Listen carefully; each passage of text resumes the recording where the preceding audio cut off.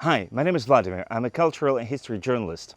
1 year ago, I went to Israel. The summer was hot, the war was on, no peace deal was in sight, and the protests were happening every week in Tel Aviv.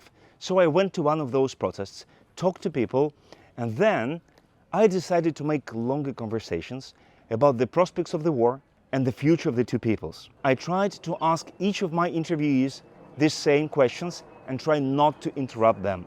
But the video never came out because every time we wanted to release it, something happened. Some hostages would be freed.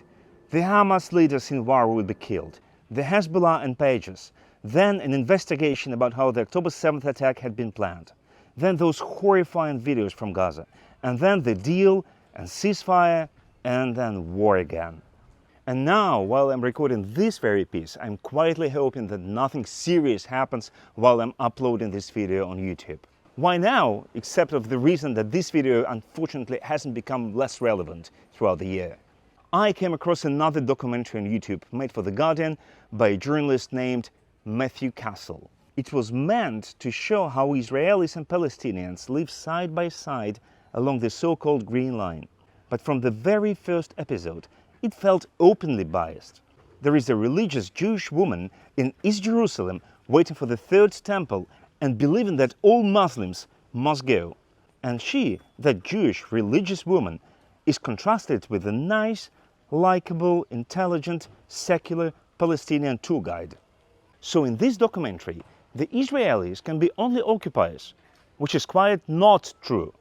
And if a serious newspaper presents things this way, what can we expect from TikTok? Yes, there are radicals on both sides, but they're still the minority. Let's try to listen to some other voices in Israel, and among those voices are necessarily the voices of reason and humanity. You can agree or disagree, but we can't base the impression on the entire nation only on TikTok screamers. And in this video, I want all the voices to be heard. The voices of Israelis are as diverse and complex as voices of people everywhere in the world. It was Israeli negligence, arrogance, stupidity, wishful thinking. Gaza is a Nazi state. All my life I lived in war. If you respond to violence with violence, what happens? More violence. All Palestinians from the river to the sea needs to live free. We should have long ago fully occupied Gaza. Israel and Palestine will be a confederation at some point. We will need to be. And that future in 20 years is going to be a Palestinian state, demilitarized, working collaboratively with Israel. I expect this war to end with a kind of peaceful arrangement. The thing that threatens Israel is basically Netanyahu's government and this kind of threat of changing the Israeli DNA.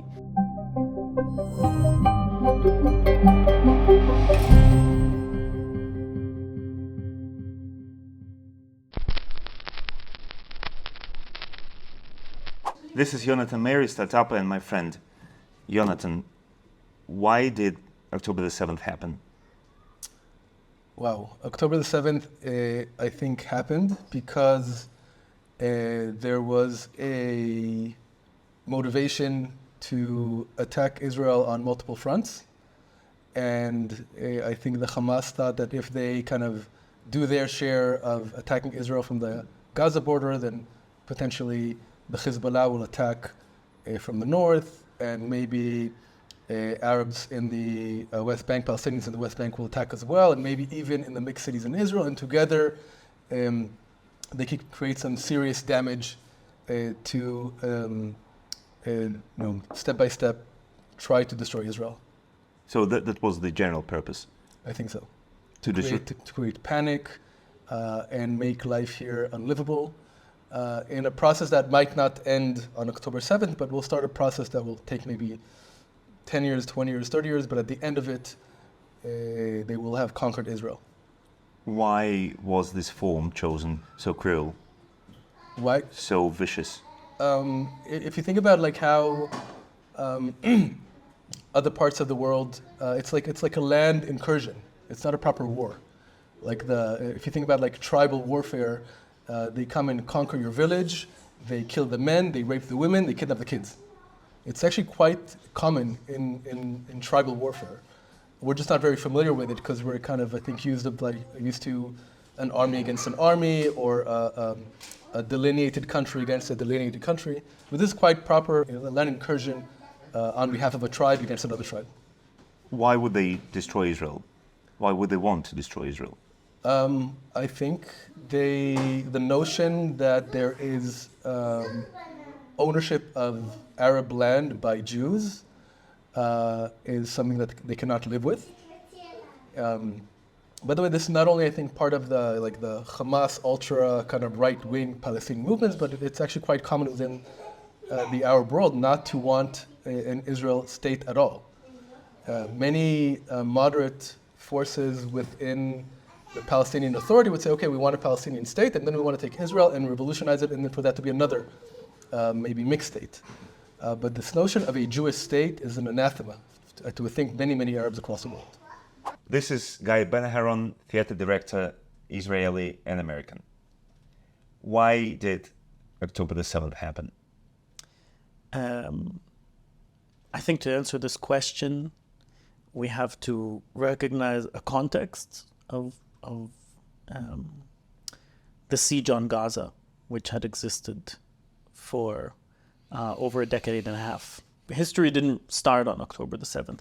And for this, I want to read a play that was written in 2011 by an Israeli playwright, Gilad Evron, a play called Ulysses on Bottles.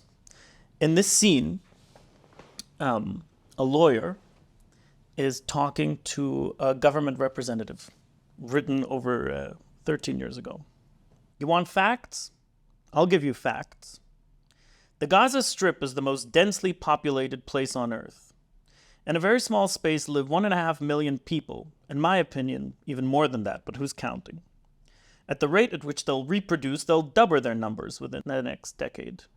And the pace will only continue to grow faster. If we look ahead 30 years, I assume the population will stand at some 8 million people. Maybe 10. Maybe more. Can you picture that, Mr. Izakov? You can, but you don't want to. Is that it? Facts. We close off Gaza from every side, and yet it doesn't disappear. It doesn't fall into the sea. Imagine 10 million people who can't get out, who can barely move, who are infected and starved and scorched with sweat, dying, copulating, pressed up against one another so that one skin becomes the next one's skin, and they melt together in a single fleshy porridge that has no beginning and no end. Just imagine the rivers of their secretions. Picture how this human porridge overflows its bowl, all the way to the fences, to the border, and rises and floods its way to us. The fear no longer stops anyone. To live or to die, they don't see the difference. And they come and overtake us. And then what, lawyer Izakov? I shoot them at the border, and I shoot them as they continue to advance and rise up. They grow in numbers, and I continue shooting. And maybe my kids are already at my side. And maybe yours as well. And they continue to come, and we continue shooting. Picture the numbers. Hundreds? Thousands? Millions? How many? Till when? The sun will stand still, God will belch, and the law? What? What has the law to offer us in hell?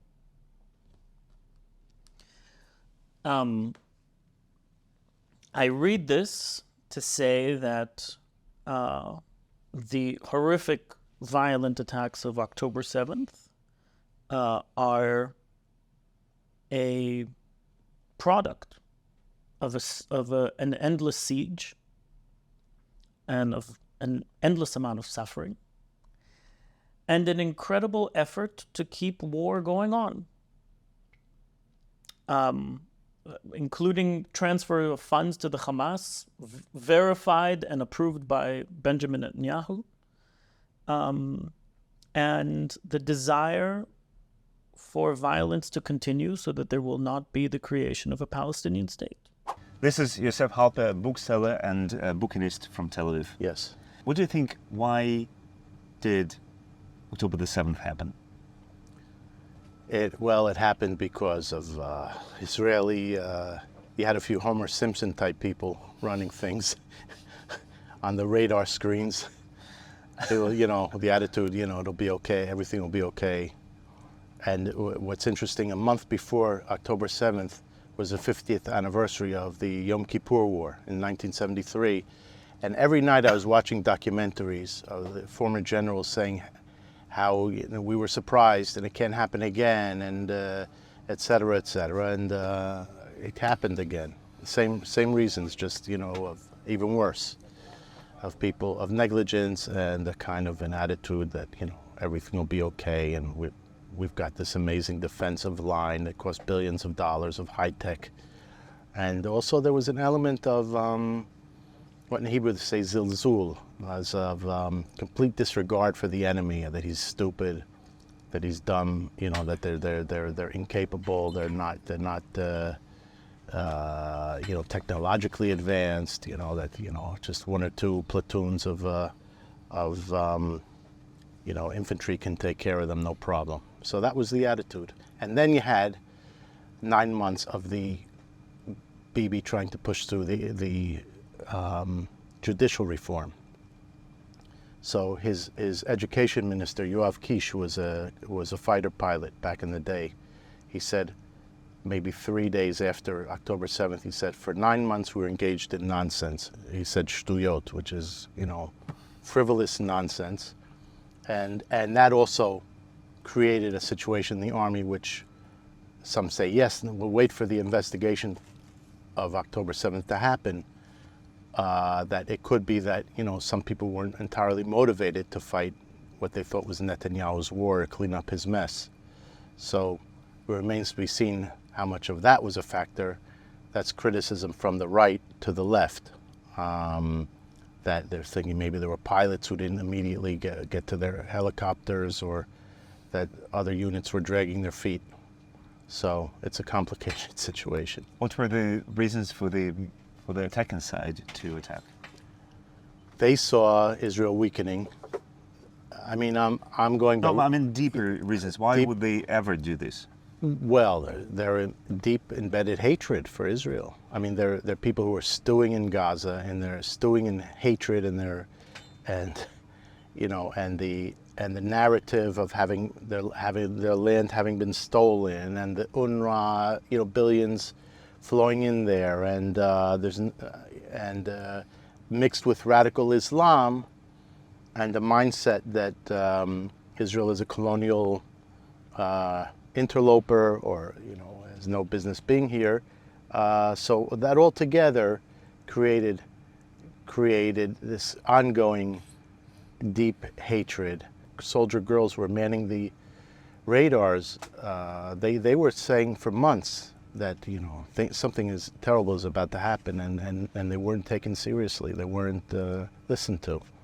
They saw all the preparations. They saw the Israeli bluster that when Israel withdrew from Gaza 10 or 15 years ago, they said the first bullet that flies over the fence, we're gonna blast them, and anyone who approaches the electronic fence and touches it will be shot immediately, and all that. They were coming up to the fence and doing practice runs for their invasion. They built a tower right on the fence that looked directly into the kibbutz homes, and Israel did nothing about it. They knocked it out once, and they built it the next day. And the people in the kibbutzim were saying that this is something's going on, and things are going to happen. And Netanyahu in the same mentality, every 3 years we got to mow the grass. We'll bomb the hell out of them. We'll knock out a tunnel or two, and then they'll be. And that was the ongoing narrative in the last year or so. That for the next 5 or 6 years we'll have peace and quiet from Gaza because we did such an incredible job. We bombed the tunnel or whatever. It turned out they had tunnels longer than the New York City subway system. This is Arkady Mutter. He's the head of Russian-speaking office of Zeut Party, and he's a settler at West Bank in the settlement of Ra. Arkady, what caused the events of October 7th? The events of October 7th happened because of a basic issue, the loss of national identity at the state level and among the ruling elites. This led to the state losing its immune system. It stopped understanding where it was betraying itself, where was good and where was evil. A series of failed steps logically led us here. We gave away Sinai, which was won with so much blood, destroyed a Jewish city. Then we left Lebanon in 2000, betraying our allies in the southern Lebanon army, who were a buffer to the north of our country. Moreover, in 2005, Sharon initiated what is called disengagement. 10,000 settlers, one of the most devoted segments of Israeli society, both in the army and in civilian life, were forcibly expelled from the Gaza Strip and from settlements in northern Samaria. After that, a whole new era began. You can't imagine the Jewish nation without Samaria, without the history of Jerusalem or the history of Gaza. Jewish history in Gaza dates back to the 2nd century before Christ, you know. Another terrible thing happened. The army's leadership started to consist solely of people who align with a certain political agenda. People with my right-wing views have no chance, even today, of advancing past the rank of colonel. Higher ranks are simply not accessible.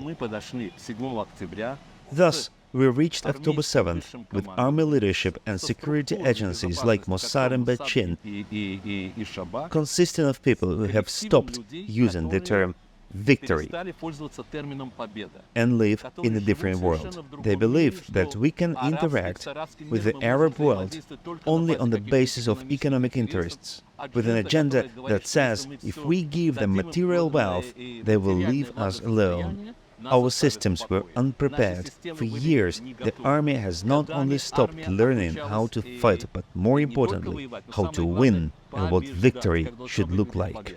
This is Shahed Bishara, a Palestinian activist and a doctor. Shahed, why did October 7th happen? You're asking me tough questions. I do. I don't have a certain answer for that, but we know that I can think about 2 reasons right now. The first reason that we have seen the increasing and the expansion of the settlers' terrorism and violence in the West Bank, where most of the Israeli security and the Israeli army focused on during that period of time, which didn't make any other security guards to be in the south part of Israel. And the second reason, I think we have been witnessing for decades the siege on Gaza. We have witnessing for decades occupation, military control. Whoever got oppressed by any means will eventually resist the oppression to be free. In my opinion, at the end of the day, it's like how no one should experience the atrocities of the October 7th. Also, no one should experience the terrorism that the Jewish settlers do in the West Bank, but while being guarded by the Israeli army. The Israeli army actually help them to do what they do there, in the Palestinian villages in the West Bank. In the Palestinian occupied territories. So whether or not what happened in the October 7th is not acceptable, but as well as for decades occupation and military control and settler violence from the Jewish side is not acceptable as well. What did you personally feel on October 7th? On October 7th, I personally felt so many mixed feelings. The most part, what was the most obvious, that I got closer to my humanity, to our shared humanity, seeing the atrocities of the October 7th in Israel to the Israeli people actually made me feel that no one should actually experience that thing. But the situation in Gaza is also not just because I am Palestinian and I'm related to the people in Gaza, but also because of my humanity cannot accept as well the starvation and so on. Why did October the 7th happen? It's strange because I think that when you talk about October the 7th, the fact that you can give so many narratives to it just shows you how we are living in a world that basically is in conflict about what's reality or what story we're saying. Before the 7th of October, I saw the conflict between Hamas and Israel as a regional conflict. It's like two countries fighting in a region over some power. But I think that after the 7th of October, I began to see this as part of a global conflict. And the idea is that the 7th of October happened just after the US offered Israel the Saudi Accord, which was something against the interests of Iran, made me see the conflict right now a bit like a conflict between proxies. Not two neighbors fighting about where, if one should have what it deserves, but more some kind of a fight between superpowers that are using all kinds of pawns to fight the battle for them. This is Joshua Sobel, a playwright, a theater director, and a television. Okay, Joshua, why did October the 7th happen? Well, it happened because I think because Netanyahu looked for every way to create a conflict within the Palestinian entity, and he realized, or he thought, or he found out that the best way would be to encourage the Hamas to become an opponent of the Palestinian Authority, which is represented by Mahmoud Abbas, Abu Mazen. And his policy, Netanyahu's policy, was based on the idea of divide and rule. He's doing it inside Israel. He was doing it also vis-a-vis the Palestinian Authority, and he wanted to have this to enhance and to encourage the conflict within the Palestinian community or nation. So he allowed the flow of a lot of money, of millions, not millions, hundreds of millions of dollars, which came from Qatar to the Hamas in the Gaza Strip. Hamas, as I see it, is a very, in my mind, a suicidal trend within the Islam. They have to do with they come from the Islamic Brotherhood. They are totally, they are the equivalent of our zealots. They are Muslim zealots. And they adore death, and they have a deep contempt for life, the Hamas.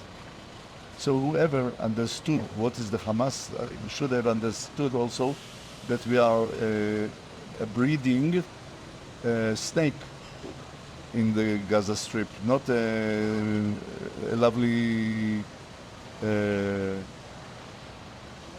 poodle or something. And this is what happened at the end of the day. They found the occasion to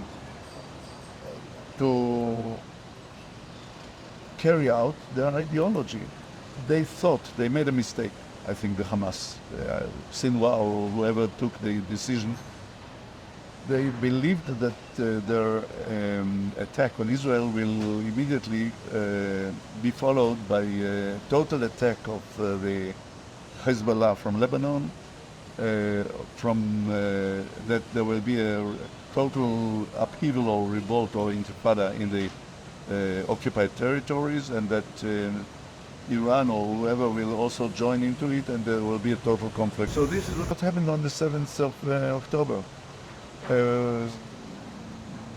And I think that the one who is to be blamed for it is Netanyahu.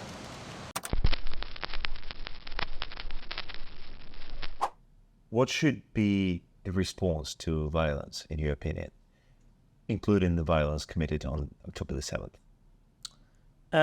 Probably not more violence. We've seen this in history. If you respond to violence with violence, what happens? More violence. My father has a wonderful expression, only a donkey doesn't change his mind. The reality is, the response to October 7th has been an incredible, unbelievable amount of destruction and violence on the Gazan population, including, at the moment, an estimated 40,000 killed, which includes 17,000 children under the age of 18. I don't believe you can beat Hamas by killing them. You can't. The only way you can beat them is by selling a better idea. Hamas is not it's a tactical movement, but it's an ideological movement. And if you're not offering something better ideologically, as the play says, to live or die, they don't care. Life is already so terrible. A ceasefire organized and helped by the international community is the only way to move forward. And of course, an incredible amount of investment in education as opposed to investment in violence. A good friend of mine, she has 3 kids. One of her kids goes to a school in Arabic and in Hebrew, and the other 2 go in Hebrew. And she said that after October 7th, she saw the difference between her 3 children. The ones who go to school in Hebrew became more violent in their rhetoric and in their ideas, and will join the army, which is not what she wanted them to do. And the one that is in the bilingual school understands that the only way forward is nonviolent, because he speaks the other's language. He recognizes another narrative. To me, the only way, after we've had many wars in this corner of the world, I don't think anybody ever thought we would sign a peace treaty with Egypt. But it was signed after a huge war. The only way forward is an agreement. And this idea that I can already feel the next question, which is there's no partner for peace. How can you partner with Hamas? How can you partner with Bibi Netanyahu? How can you partner with Ben Gvir? How can you partner with Smotrich? We're not so much better. So if we believe that it is within the Israeli core to also have a peace movement, then for sure the Palestinians also have a core that has a peace movement. It's the only way forward. How do you evaluate Israel's response to the events of October 7th? I fear sounding radical, but I'm used to telling the truth. Gaza is a Nazi state. My children are fighting there, as are the children of my friends and relatives. There, in every house, there are either weapons, ammunition, or tunnels hiding them. Not winning this war would be a huge failure for Israel, which would condemn us to decades of suffering until we wise up. We should have long ago fully occupied Gaza, showing the door to people who cultivate our destruction as the purpose of their lives. They should not. That's, from my point of view, what's happening in Gaza now is absolute nonsense. We come We go, and there is a clear distinction between so-called Hamas members and so-called civilians, the very ones who stormed the kibbutzim, the sources of life, raped, dismembered, and burned people alive. Any country would have responded in such a way that these people would no longer exist there. How did the English respond to what the Germans did? Total bombing of cities. How did the Americans respond to Japanese militarism? You understand, if Gaza remains as it is, it will become a terrifying hotbed of terror. They are poisoned by radical Islam. Therefore, the reaction must be different. We can't afford not to win this war, just as we did in 1948, in 1967, in 1973. When we liberated, I emphasize liberated our ancestral lands, when we pushed back, to put it mildly, the local population and built our cities. Only such a solution for Gaza can ensure security, not just security and prosperity for the state, but first and foremost, survival. Anything else condemns us to the horrors of the past. What would you say about the further events, about the reaction of Israel on this attempt? I call it the war of revenge. Since the 7th of October, it was only, acts of revenge. The collective punishment, the famine, the mass killings, the massacres everywhere. It's good that we have the international world sees what's happening, because at this point, arming Israel is not benefiting anyone. What do you think the reaction of Israeli military and the state of Israel could be on these atrocities? I personally think that managing the conflict for decades brought us to this.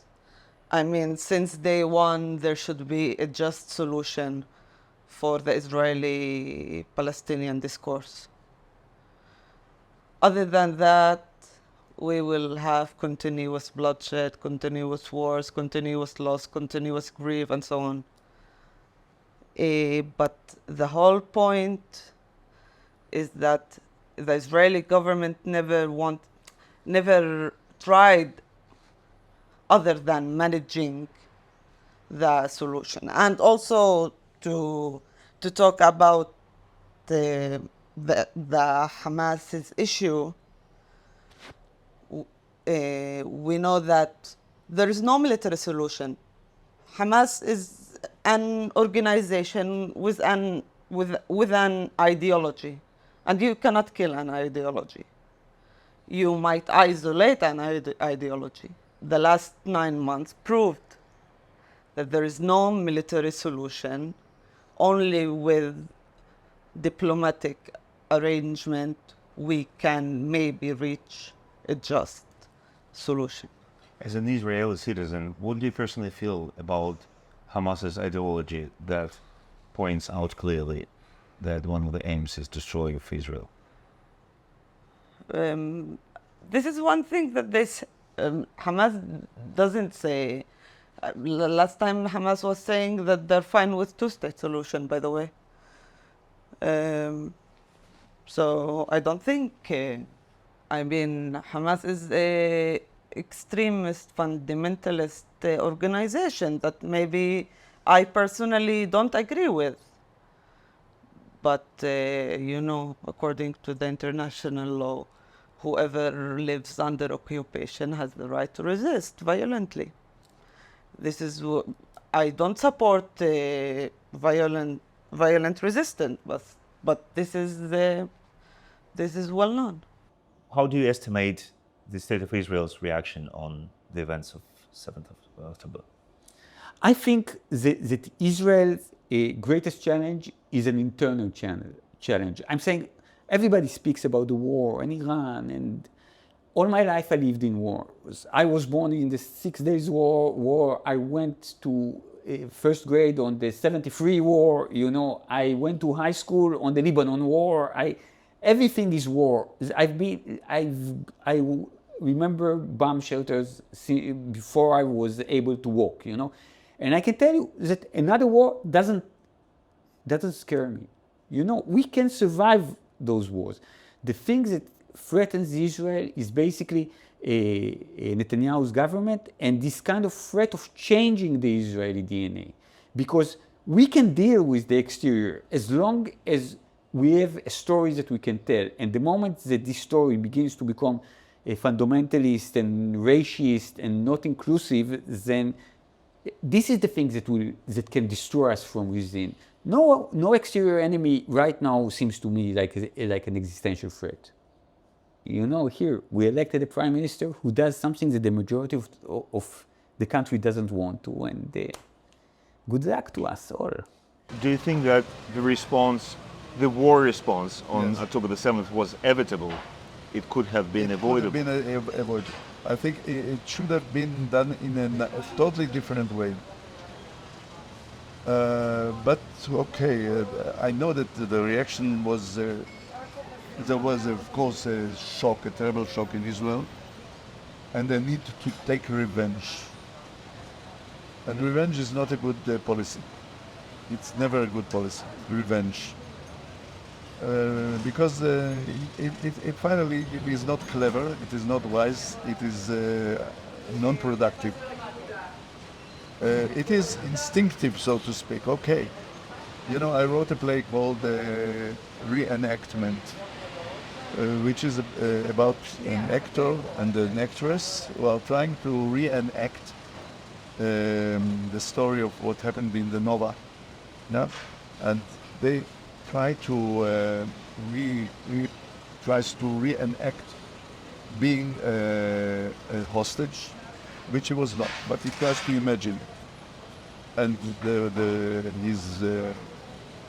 actress is playing a singer who has been raped and killed in the Nova massacre. I wrote it trying to show that in a drama, the moment when he sees her being raped and killed, he says, if I had a red button in my hand at that moment, I would blow up the entire Gaza Strip with one big... and then as it goes on and on and on, it comes to a point where he imagines that at a certain point, as a hostage, his guard falls asleep, and he takes the gun and wakes up the guard and says, give me one reason why not to kill you. And the guard starts to plead for his life, saying, I have a family, I have kids, I have daughters, and so on. Bring your daughter. And the guy brings his daughter, and the hostage, with the gun in his hand, says to her, your father is an assassin, he is a rapist. Do you want me to kill him or do you want him alive?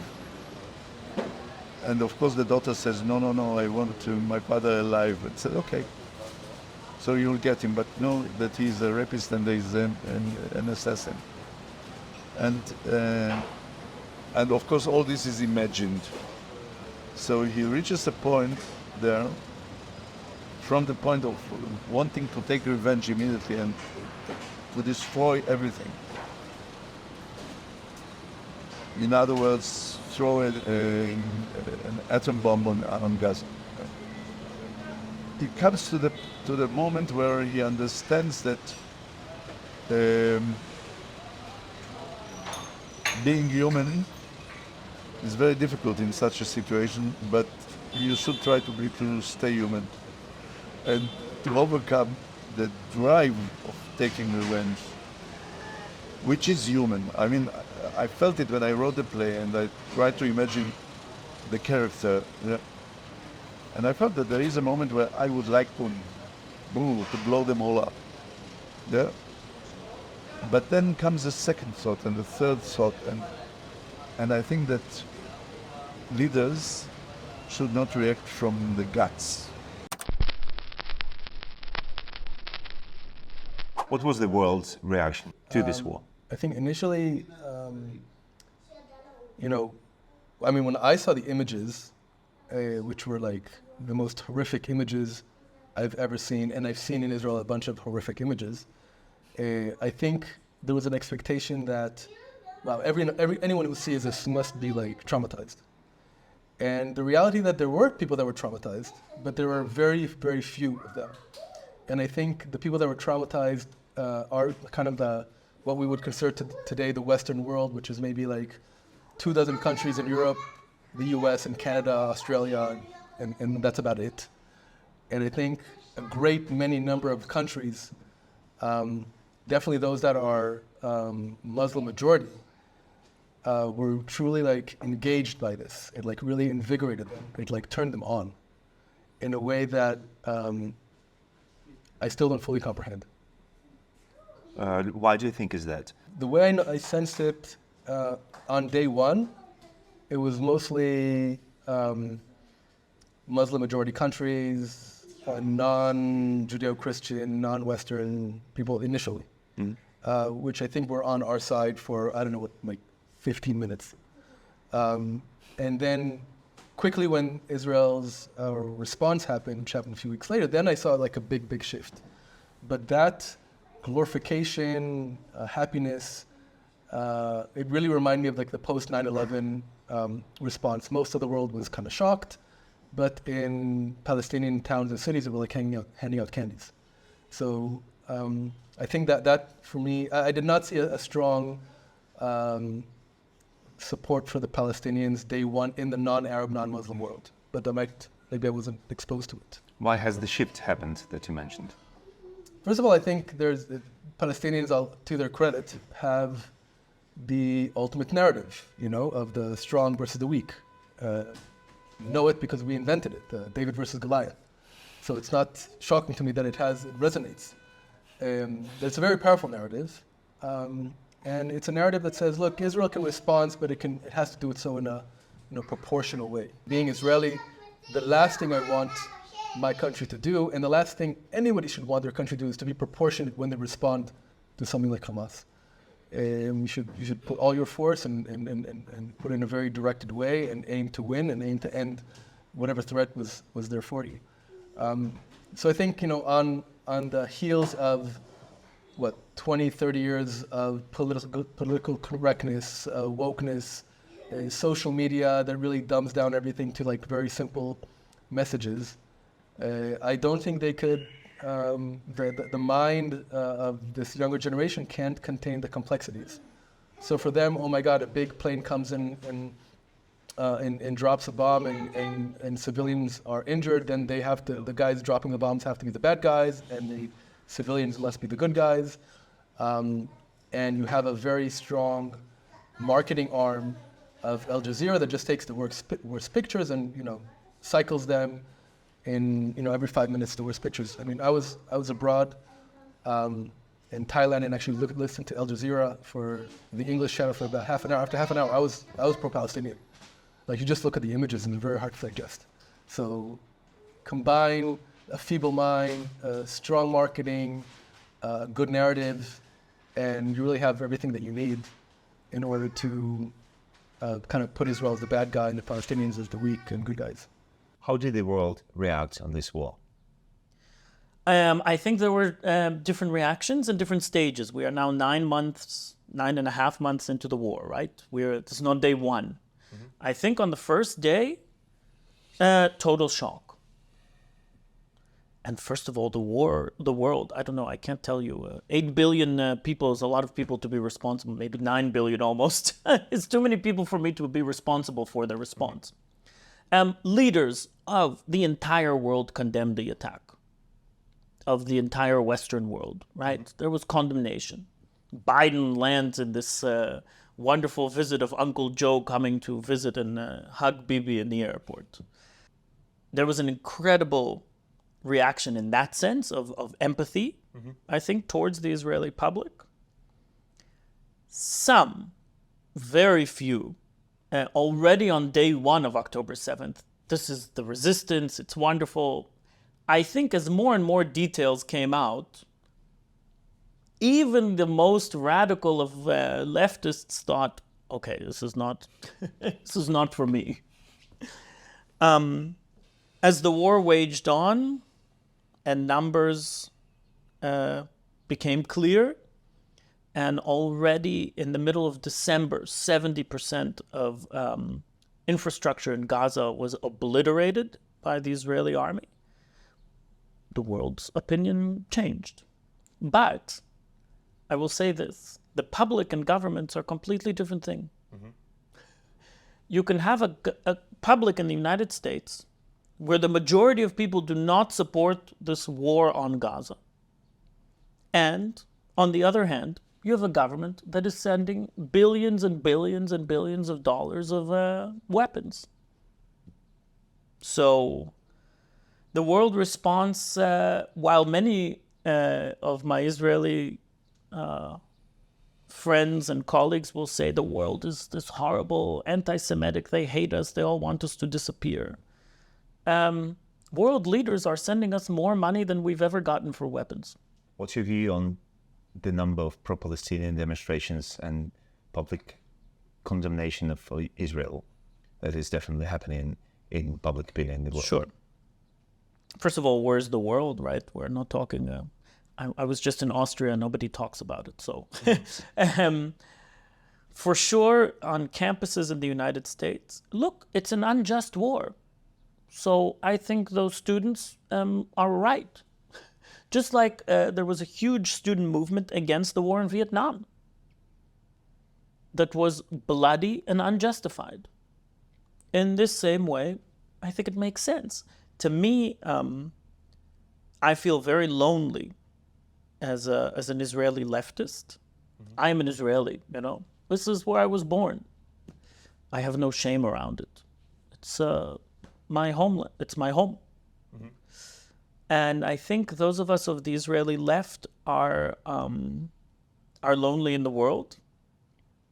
We don't have a home with sort of Jewish institutions or the governments that are supporting Israel so crazily. And we don't really have a home with many of the more radical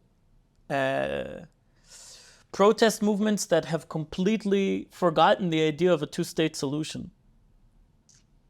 And also the reality that Jews have been, let's say, not loved around the world, and that there was a reason for the creation of Israel. There was a need for a safe home for Jews. Now, I don't agree with the implementation. There's the ideology and the implementation. The way it was implemented, we see what's happening with history. So I think public opinion, sadly, doesn't matter. Whoa. And abortion in the United States. The vast majority of people support abortion, right? Is abortion accessible to most American women? No. Would you say that you support most of pro-Palestinian demonstrations in Europe and the United States? The ones I have gone to, so I can't speak about ones I haven't gone to. I have gone to anti-war demonstrations in the last 9 months. I have gone to peace vigils with Israelis and Palestinians in Boston. I have been to campuses in the United States, in Boston and in New York. The 99% of the population I met are people I like, people I can talk to. At moments, on the outside of the protest, on the agitator side of the protest, I heard things that I thought were horrifying, like violence is justified. And with them, I don't feel comfortable. But in the same way, I don't feel comfortable with the pro-Israeli camp that is also justifying violence. So, look, I think at the end of the day, the majority of people don't want killings and rapes of people. I don't think anybody wakes up in the morning thinking about this. I think they're thinking about when can I have coffee and let me brush my teeth. The same with these protesters. They're 19, 20-year-old kids at universities. They see a horrible injustice. And really, I don't think there's a place, and I'm saying this to a Russian, I don't think there's a place that is worse off than Gaza at the moment. With 90% of infrastructure completely erased. No universities left, no library, no schools, no roads, no functioning hospitals. If I saw this, I would protest it too, even if I wasn't from the place. Don't you think that the slogan Free Palestine includes we don't want Israel to exist? No, not necessarily. Not at all. Many of my friends say Free Palestine. I also say Free Palestine because I think there's a part of this land that is Palestine and it should be free. They're living under apartheid law under us. And which was just recognized also by the International Court as apartheid law. I think people fear, right, of course, that when they hear Free Palestine, immediately they think it's anti-Israel. A free Palestine is a free Israel. At the moment, we are locked in chain, Israel, because I am not free until they are free. I can't live my life freely until my Palestinian neighbors live freely. Not really. I can't have a sense of security. I don't have a greater sense of security now, right? You don't. Okay. I don't. You don't either. I didn't get any economic benefits from this.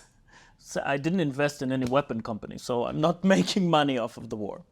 In fact, economic power has fallen for Israelis since the war.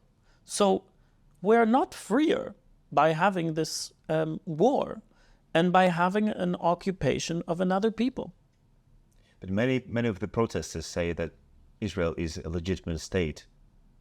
And who's many? Have you done, no surveys that are done by proper press of these protesters have come with the statement. This is, the media will make a lot of money and clickbaits off of the idea that the protesters are all horrible anti-Israel people and these people are horrible. This is when you go and talk to them, not in this instigative way, but in a real way. They are not saying to you, let's destroy and the 7 million Jews deserve to die who live between the river and the sea. No, this is not what the majority of these people will tell you. I would like to say 99% of them will not say the 7 million Jews don't belong to live there. Many of them uninformed, some of them will say it should be one state and all Palestinians and Israelis should live there and all Jews and Muslims and whatever it is. That gets into policy. I don't I don't care about what a 19-year-old has to think about policy. I care that they care. I care that they care that 17,000 Gazan children have been murdered. What would you say about the world's reaction on this war? I think Israel is getting an unfair treatment, terribly unfair, because you have a whole, like within 2 or 3 days after the war, after this horrible rapes and murders and all that other stuff went on, and captivity and all that, already the propaganda machine from the other side, fueled by billions in Qatari money, was operating, and in my mind it doesn't matter what Israel says or does. We also have very terrible people explaining it. The one good person who was really excellent, well, there were a few good ones, but there's a fellow, Elon, an English fellow. Elon Levy. Elon Levy. So he was going for a couple of months and he was very, very good, and then he ran afoul of Sarah Netanyahu for some reason, personal reasons, and she had him fired. So I mean, these are crazy stuff that I don't know if that gets heard overseas, but it does. Israel, we don't always have the best people explaining our position. One would say that Gaza was a human porridge just before the invasion, and these people were pushed towards the was the void. Yeah, that they are, first of all, Israel gets the entire blame and not Egypt, which is another thing that one has to ask oneself.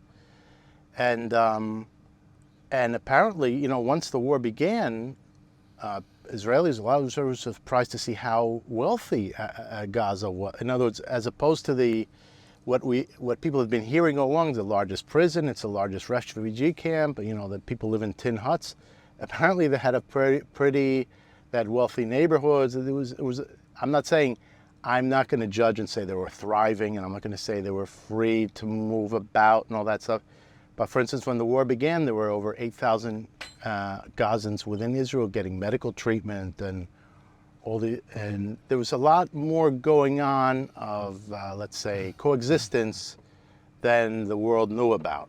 Like even Ismail Hania's sister, she lives in Israel. She's married to a Bedouin near Beersheba, and another relative of his was getting medical treatment in Israel and going back there. And so, it's not, the hatred is there, and there's bad feeling, and the Palestinian refugee mentality will never disappear as long as, this is the Israeli view, as long as billions are being flowed into UNRWA and things like that. So it's an ongoing thing, and something, maybe they're, I'm not saying they're right, but maybe they're right in pounding away at the struggle. And Nasrallah in Lebanon always says, if we keep up the pressure, Israel won't be able to maintain it for forever.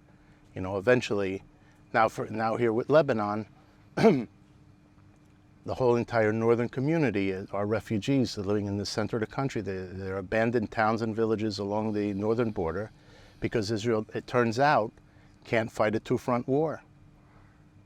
And so all the best units are in Gaza fighting, and Hezbollah, they say, is more weaponry, is more powerful than Hamas in Gaza.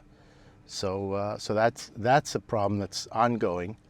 And they believe, maybe rightfully so, that if they keep up the pressure, eventually Israel will fold and collapse. What do you think about the world's reaction on the events of October 7th? First of all, I want to say that, let's say, when you think about the word reaction, then I just want to say to you, are you very intimate with the word? Are you good friends with the word? Like, when was the last time that the word came to visit you? You don't know the word. You know TikTok, you know Instagram, you know Facebook. So when everything that you experience through algorithms and channels that basically, want to invoke emotion in you, then you're bound to have a distorted view of the word. I really think that it's this kind of get to basic time. I was in a 3 weeks tour in the US, and I spoke in Yale, I spoke in the University of Maryland, I spoke in places that if I look through TikTok and Instagram, I would see people throwing Molotov bottles and chanting that, that Jews should be hanged from trees. And I came there, and there were people who disagreed with me and argued with me. They were all very curious. It's kind of like, it wasn't like it was in Facebook, it seemed much more human. And I think that we live in a world in which we try to convince ourselves all the time that things are much more radical and much crazier than they actually are. Because in the end, when you go out to the street, this is reality. If you look at social media, imagine Hyde Park. There are a million people there, each of them giving a speech, and only a few megaphones. But these megaphones, they don't run on batteries. They run on the blood of babies. You are in Hyde Park, and the voices that you hear are of the people of the megaphone. And what those people have in common is that they don't have a problem to kill a baby to be heard. So the speeches that you're going to hear will not represent humanity. They will represent a distorted, murderous part of humanity. But this will be the only thing that you listen. Now, if you learn about humanity through a medium that cannot understand ambiguity, cannot contain obscurity, then you have a feeling that the word is very, very clear, But when you go to the street, then your next door neighbor is both an asshole, but a guy who babysits your kids when you have an emergency. So it's complicated. You can't push this through the social media and have it come out the same way that you put it in. How is the world reacting on this war? Well, I think that what happened is that the world, it brought out old enmities within any community. So that, for instance, old anti-Semitism all of a sudden was reinvigorated by Israel's reaction to the 7th of October massacre. It's true that we have, our reaction there was, in my mind, exaggerated and not really targeted enough. I think we should have reacted forcefully, but very, very focused on the Hamas. It was not what happened. We have reacted in a way that caused too many civilian deaths there in the Gaza Strip, in my mind. I think many innocent people were killed, too many. And in the world outside Israel, in the world at large, it brought out, if there was dormant anti-Semitism, let us say in Europe, there is always dormant anti-Semitism, then it was given a kind of wake-up call. I expect that this war to end with a kind of peaceful arrangement. And I know it sounds very utopian at this point, but my vision goes towards the establishment or the establishing of a common market, a Middle Eastern common market, which is in the interest of the people of the region, which will lead finally to the Middle Eastern community. I know that it's in the interest of the United States now to do it, to create that kind of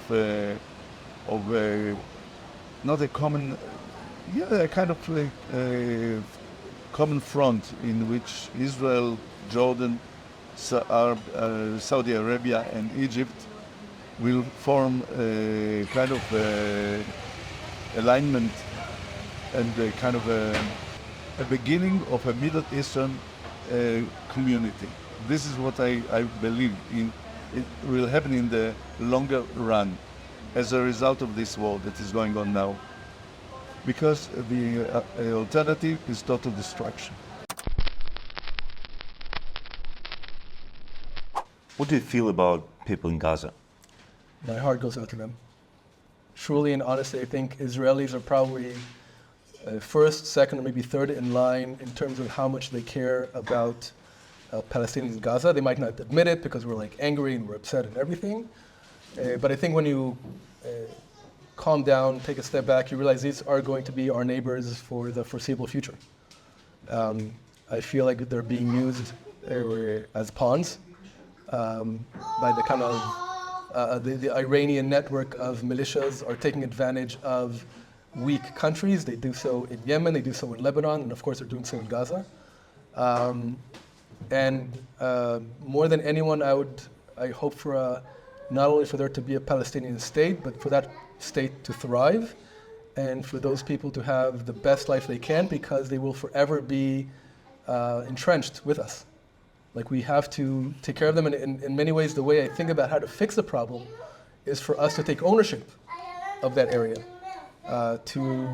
Once we captured it and once we kind of dismantle Hamas, we should actually go in there and build the schools and build the hospitals and build the housing. I actually argued that we should do it even before the war.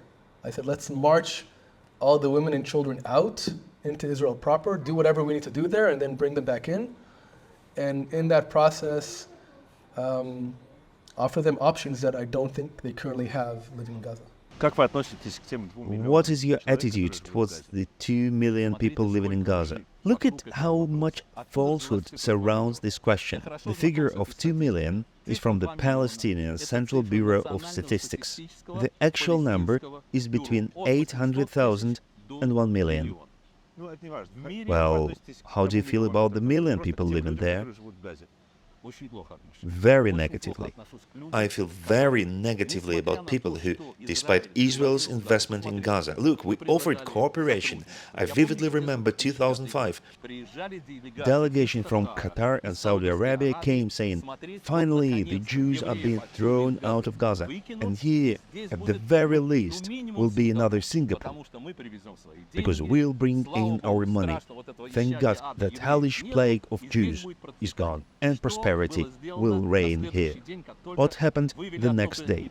Not only did we evacuate the living, but we also took our dead, our graves.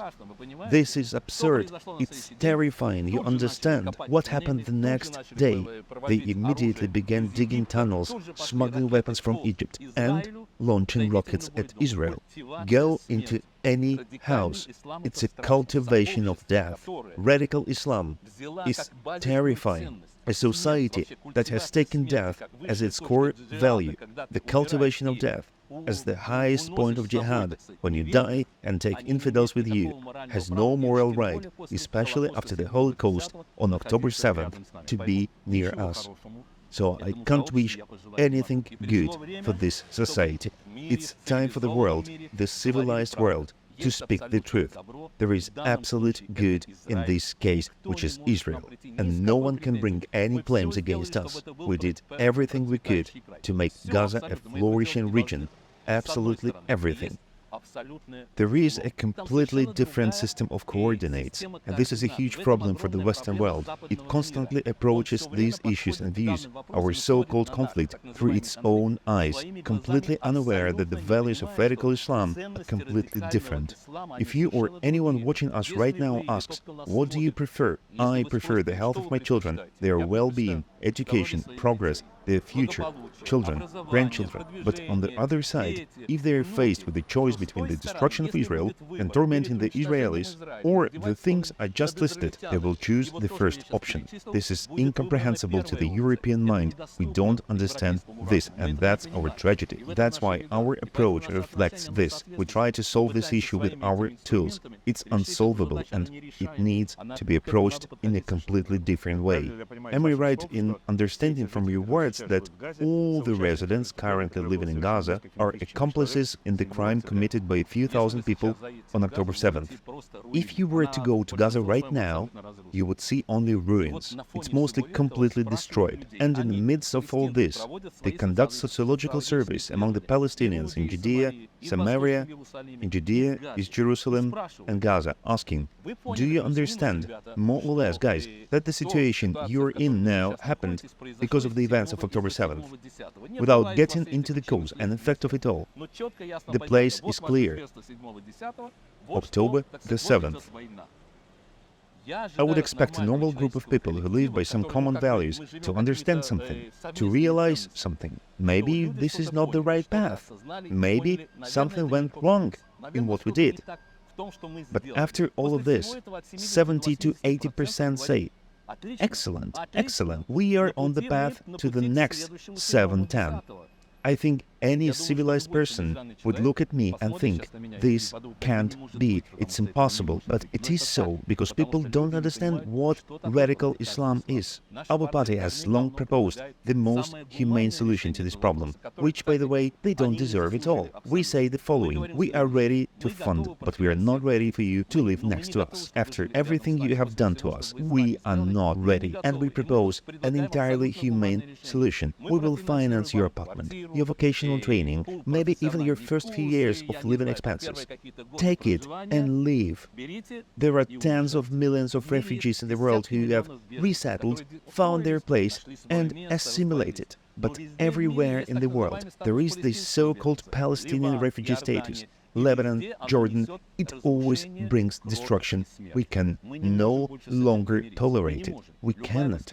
Any country would have dealt with Gaza in a way I don't even want to say. We are not like that. We come and say, Please, guys, take the money. They would be gladly accepted in Canada, France, or even in Turkey, where the birth rate has dropped significantly. Many countries would accept them.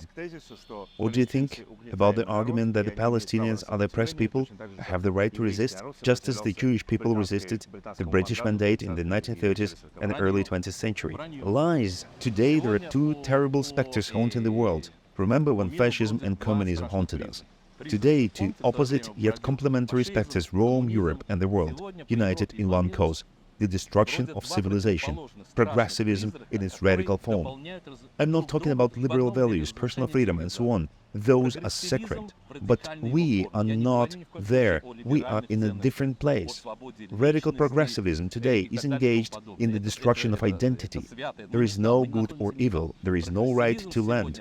It's enough that you dress in flip-flops, put on it. It's just enough that you dress in flip-flops, put on a dirty t-shirt, and now you are oppressed. I'm right. End of story. Do with it what you will. No one looks into the core of the issue at all. What do you feel about people in Gaza? Personally, in the 30, 40 years I'm here, I met Gazans, they're very, nice people on a one-to-one basis, as are most Arabs that I've met in Israel, in the West Bank, and in Jerusalem, in the Golan Heights. On a one-to-one level, everyone gets along. There was a guy working in the front here in the hummus from Nablus, Shechem. Wonderful guy. But what he feels deep inside, obviously, I'm sure there's pain and hurt and anger and hatred. But he doesn't show it, and he's always very friendly and nice. And on a one-to-one level, I think and hope that there's no other answer. We'll have to find a way to get along. I have no personal animosity toward anybody, but I understand where their hatred comes from and their animosity. And I think also when you mix it with religion, and from our end too, you have religious fanatics in the West Bank. You're not dealing with people who are objectively rational. You're dealing with people who say, because the Bible and God told me this, that, and the other thing, then this is why I'm doing it, and I have no choice because it's God's will. And that's the same with Gaza and the West Bank. As long as religion and religious belief has a key role in people's attitudes, then I doubt there'll ever be really peace. Once Tom Friedman from the New York Times, who I don't really agree with or like very much, but he once said something that, this was in the 80s or 90s, that until Israelis and Palestinians completely bloodless, they completely destroy each other, then there'll be peace. But until when each side thinks they still have the upper hand, then there won't be peace. That's what he said. That sounds. It's not a good scary scenario. But that's what history is telling us. How should this war end? With a deal. Very, very quickly. A deal has been on the table. And Netanyahu has blown it up every single time. We know this. The Israeli public, today is Saturday. After we are done with this, I will go to a protest that protests my government and the fact that they are not signing a deal to free the hostages and stop the bombing of Gaza. It's very easy to stop. They would say that the other side doesn't sign the deal. He said, she said. The deal has been in process, and several times it has blown up by the Israeli side. We should free all hostages, all Palestinians living who are in Israeli prisons, to get ours back. For serious crimes? Do you know how many of them are guilty of serious crimes? No, I'm just asking. Very few. I don't care. You. Give them away. I want my brothers and sisters back. Otherwise, they will come back in a casket. This is what's happening. Israeli hostages in Gaza will be killed. How do you think this war should end? Unfortunately, I don't think it's going to end soon. I mean, the major battle might end soon, but I think it's going to be a very, very slow process. On the Israeli side, just like the Second Intifada, pushed the option of a Palestinian state by 20 years, I think now we probably pushed it by 30 years. So there's simply no political will in the mindset of Israelis to give Palestinian a state because they think it's going to be a reward for what we think is like the most horrific crime since the Holocaust. So I think it's going to be a very slow process where we take it over, we hand it over to some sort of consortium of Western forward-thinking Muslim countries like Saudi Arabia, United Arab Emirates, maybe Egypt, Jordan, whatever. And then slowly over the course of 20 years, just build an alternative. Because I don't think there's any alternative right now. How can this war end, in your opinion? Yeah, I don't know. I think my little theory is that if Netanyahu is no longer prime minister, I think the world will come toward Israel a bit more. I think a lot of the opposition to Israel is based on animosity toward Netanyahu as a person. Mm-hmm. That's my own little theory because, a lot of people, thanks. That's, I think if a liberal, and the new prime minister may not necessarily be, let's say, any different than Netanyahu in terms of his approach to the war, but they just don't. They're tired of him, mm-hmm. And a lot of people here are tired of him. I for one used to support the Likud and Netanyahu's party, but I'm tired of him. I'm tired of his bullshit. I'm tired of his the huge mistake he made and his inability to say, I was the man, I was the prime minister, and it was on me. I was in for 15 years, aside from a year and something that Bennett and Lapid were prime minister. He was the man, and he won't take responsibility for what happened, for the mistaken approach to Gaza, Even the weekend before the war broke out, they shifted an entire battalion of a elite unit from there to protect some in the West Bank, and that may have been part of Hamas's strategy too, to create turmoil in the West Bank in preparation for this, and they drew forces away, So it's also the Israeli attitude of they're a bunch of dummies and they're incapable, but we were given a lesson. What do you see the future of Gaza and Israel? In 1944, no one thought Germany and France would ever share a currency, would ever have kind of almost a borderless border, and would live in free economic movement population, right? No one thought this. The European Union started because of materials. There wasn't enough coal. They met in Rome, the Rome Conference, and the Europeans realized they need to come together for energetic reasons, not healing energy, but actual energy. There is a certain amount of electricity, water, basic needs that are around in this land, in an ecology that's getting a little warmer. We will need to unite at some point. But Germany, this is the future.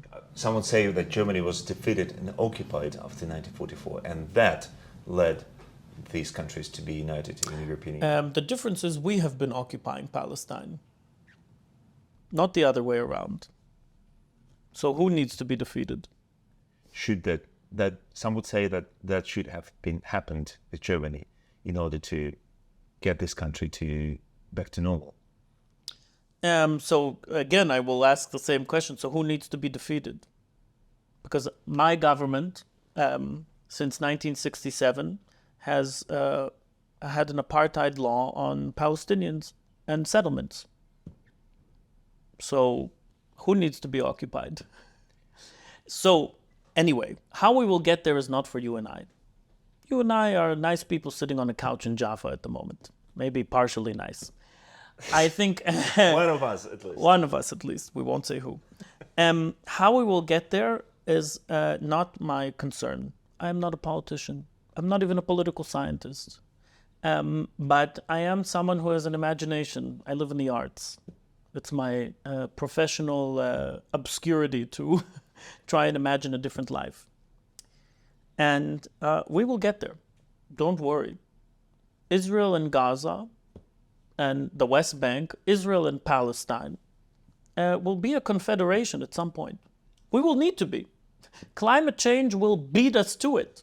We will have to have movement. We can't continue living this way. How do you think our future, Israel and Gaza?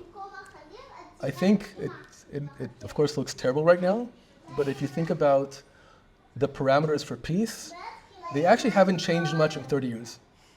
For 30 years, there's kind of like Israel's going to pull out of Gaza and West Bank.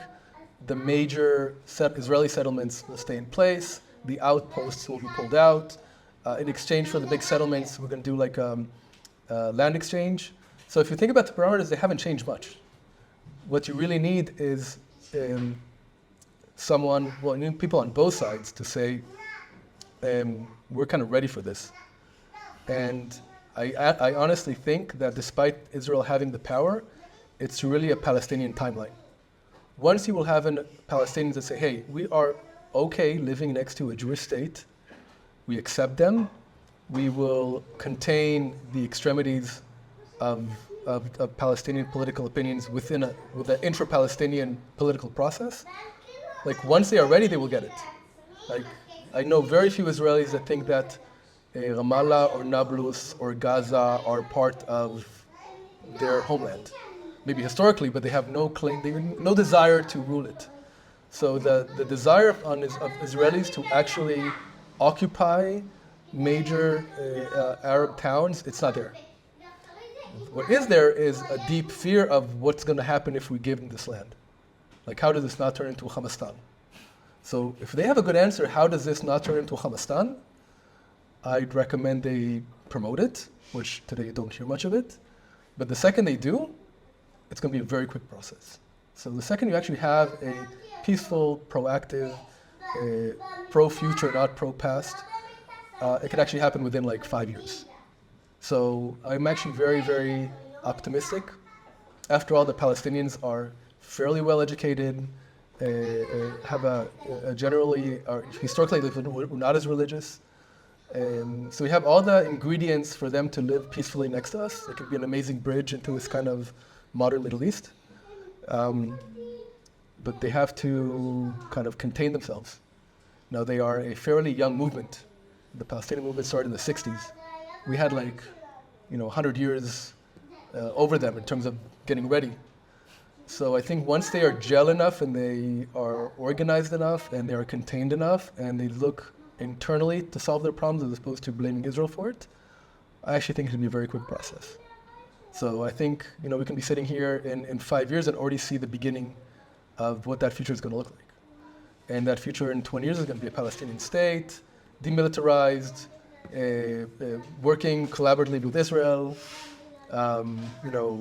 people being able to go back and forth quite easily. And I think it's going to happen, once that process happens, it could be very quick. But I'm a minority in what I'm thinking, so by no means represents the majority of what people think like that.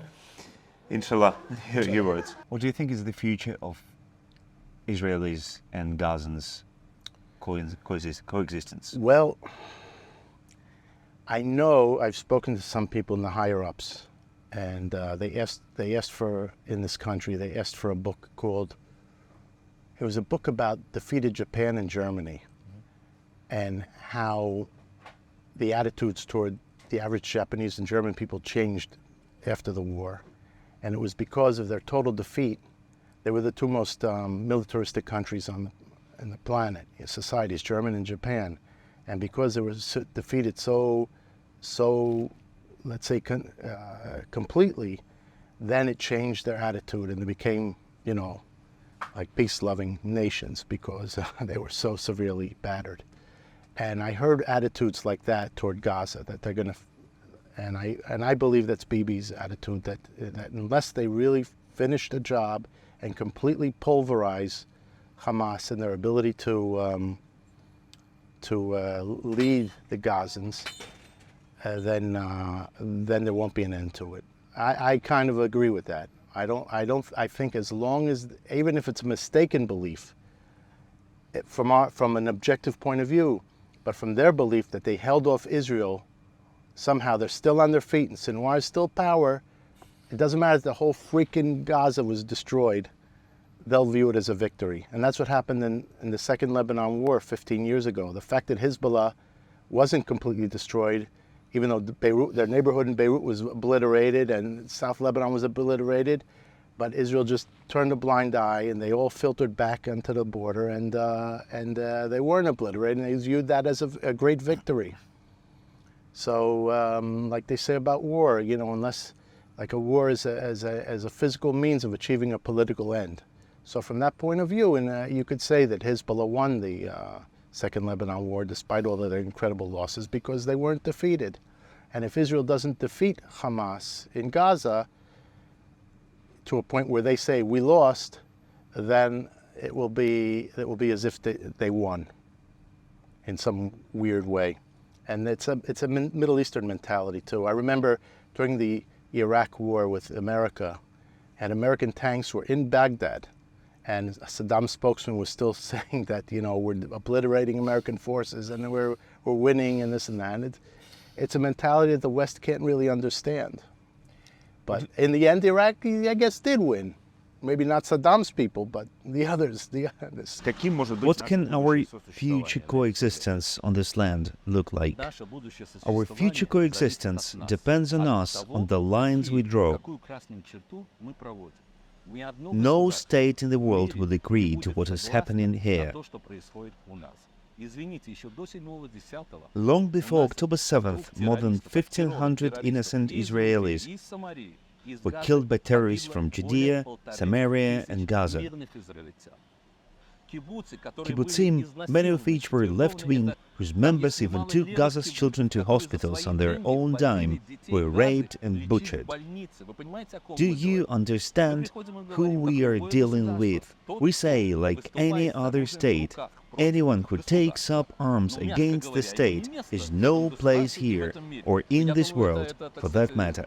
We don't think there is any disagreement about that. Now, let me tell you something else. There are certain communities and national minorities who said something simple. We understand that we live in the Jewish state, a state that belongs primarily to the Jewish people, but we are fine with it. Look at the Circassians. Moreover, there are Muslim villages that acknowledge we live in Israel and enjoy all the benefits of a civilized society. Understand this: a Palestinian living in the so-called territories dreams of Israeli citizenship because the Palestinian Authority wouldn't be able to treat him as they do today. Because in this case, the Palestinian Authority wouldn't be able to treat them as they do today. Here's the thing. Those who want to fight us, fine, we'll fight them. But to the rest, we say, recognize the state, maintain autonomy, gain permanent residency. You will have all your rights and self-governance. As an Israeli, I have no desire to manage your sewage or other affairs. As long as we are responsible for security and you don't teach your children terrorism, everything will be fine. However, many people, and this information isn't widely shared, left Gaza before October 7th. Hundreds of thousands. Every young man wanting to escape Gaza paid between $7,000 and $14,000 to Hamas just to get out of that hellhole. We offer those who are suffering and not recognizing the state a way out. And there will certainly be a group of people like the Jews who say, we have no problem, we acknowledge that this is the Jewish state. Furthermore, I see that I can live here peacefully, raise my children, and am willing to serve in the army, in security services, and share in the fate of the Jewish people. What's the problem, then?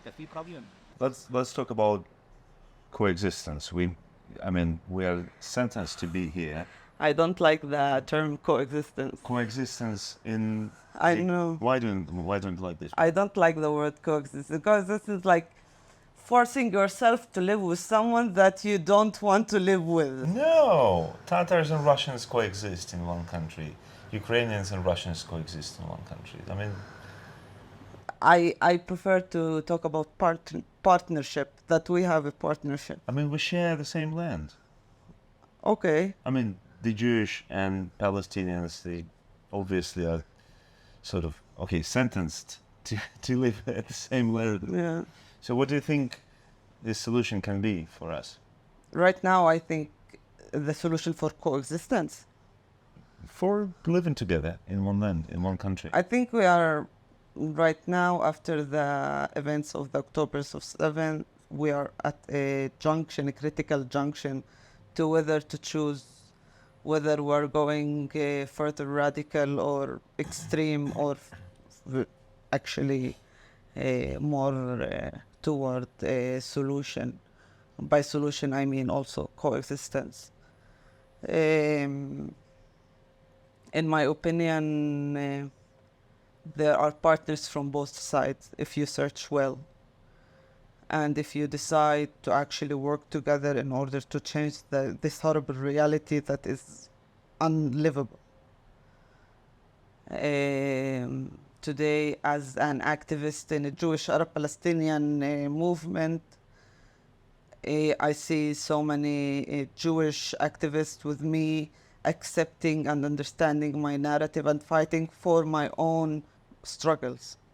And this shift with the decades of the extremists, from both sides. But mainly right now, let's focus on the Israeli government, which is a right-wing government that always tries to incite us against each other. Talking about the Minister of Security, Itamar Ben-Gvir, who was actually giving people guns at the beginning of the war to defend themselves in case of someone actually attack them. And by attacking them, it's arming them against Arabs, because this is the dichotomy. What can make Palestinians in Gaza happy? To live free. What would that mean for them? To have right now, no, your question is actually undermines the situation there. You know what I mean? Yeah, but this is an open question. Right now, Gazans pray not to be killed by an airstrike, not to be killed with a disease, not to be killed while starved, and so on. First of all, the thing is, there's no Gazans' freedom. There is Palestinians in Gaza that have been under siege for decades, that their basic human rights are not even reached to the minimum. So let's start with this, that the whole policy of Israel to divide Palestinians into Gazans, into West Bankers, into Israeli Arabs, this is a way of ethnic cleansing, so we will forget our roots, our history, our nationality, our ethnicity, and so on. So the whole point, let's start from the basic. The basic is all Palestinians from the river to the sea needs to live free. When we say from the river to the sea, Palestinians will be free, that means, first of all, accept the fact that all these people share the same history, the same culture, the same religious, more or less, and so on. So starting from not dividing Palestinian into Gazans, into West Bankers, and so on. So this is the first point. And secondly, in order to achieve what you're talking about, that Gazans, West Bankers are not better. I mean, with the military control and the occupation, you know how many have been killed since the October of 10? Hundreds. Hundreds of Palestinians are killed in the West Bank. But the whole point is to accept the Palestinian narrative. And secondly, after you accept the Palestinian narrative, you have to accept that all people are equal and there is no Jewish state or whatever state. There is a state for all its citizens, that everyone is equal, everyone gets what they need. And lastly, to delete what it's called the Jewish supremacy. Because Jewish supremacy is the reason why we are facing what we're facing today. What I was appealing to was this slogan, Free Gaza. And I was just asking you... Free Gaza from the siege. Free also the West Bank from the occupation. I mean, it's the same context. Free Gaza, obviously free Gaza. What do you think can be the future of Gaza? I can see two potential futures here. Now, one future could be one in which basically after this war, a lot of money from the world is being brought to the Middle East to rebuild Gaza and to create an independent Palestinian state that will be governed by secular, moderate voices and not terrorist ones. But on the other hand, I can see Israel continuing this war, becoming more and more isolated, and that in the end of this process, Israel will still be here. But very much like Yemen, or Iran, it will slightly kind of slip away from the Western world. Less and less people would want to associate with a country that is led by the values that Netanyahu's government is promoting. I have the last question. Sorry to mention that you are older than the state of Israel. Yes. So you've seen it all, living here, door to door, with the Palestinian people here.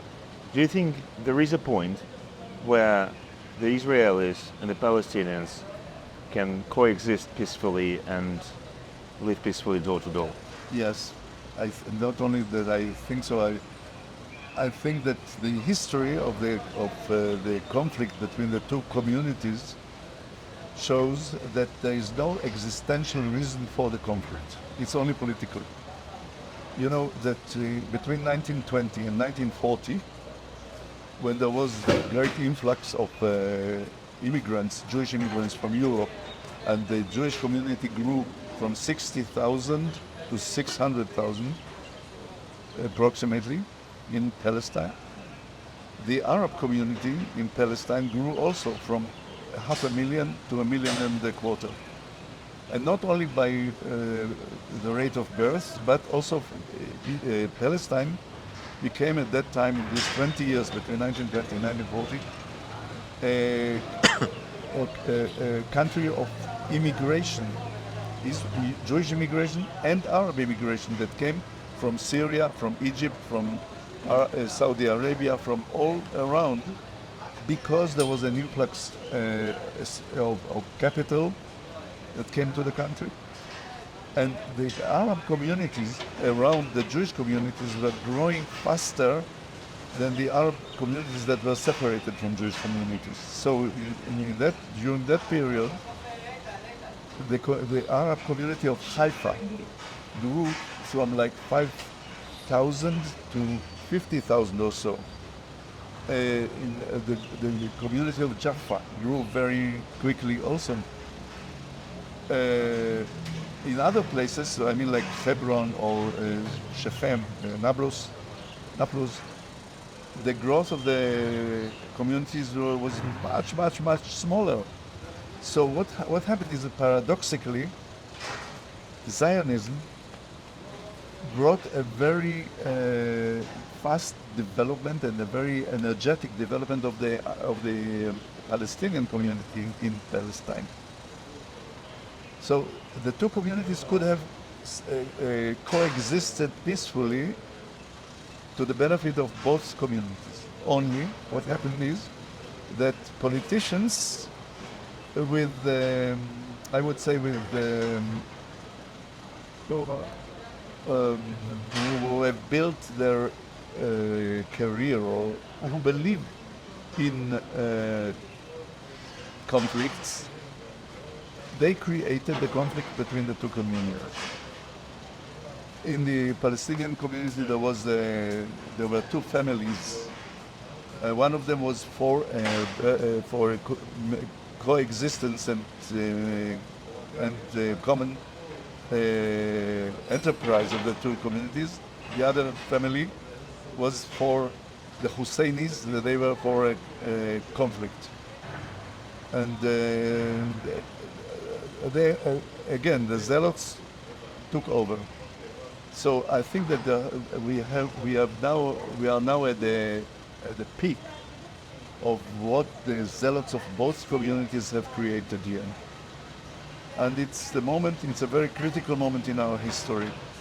If we understand what the Zealots and Zealotry has brought to the Palestinians on their side, their catastrophe, the Nakba, and what it has done to us, then there is a chance for a restart.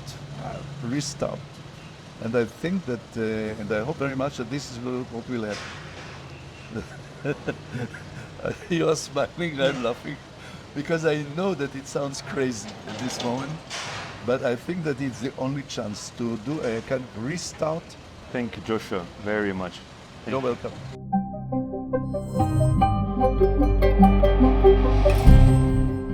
Thank you for your attention to this video. I completely understand that opinions expressed here may not appeal to you, but the people who hold these opinions are not going anywhere. We need to listen to each other, we need to hear each other, we need to coexist, just as is necessary everywhere in the Middle East.